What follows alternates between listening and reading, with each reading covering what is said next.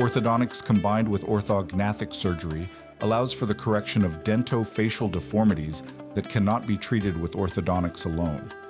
It is indicated in cases with severe skeletal discrepancies, such as retrognathism, prognathism, asymmetries, or respiratory problems associated with obstructive sleep apnea, OSA.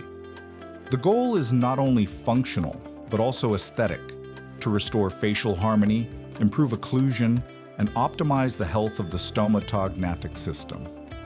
To achieve this, a precise evaluation is required, based on clinical, photographic, and cephalometric analysis, along with records in all three planes of space. It is essential to assess the proportions of the facial thirds, the midline, the nasolabial angle, the profile, and mandibular dynamics. Dysfunctional habits, airway alterations, or skeletal deviations that compromise occlusal stability must also be identified. All of this allows for a comprehensive diagnosis that guides the joint planning between the orthodontist and the maxillofacial surgeon. The treatment must be individualized and agreed upon by both parties. In young patients, growth potential is assessed to determine the optimal timing of intervention.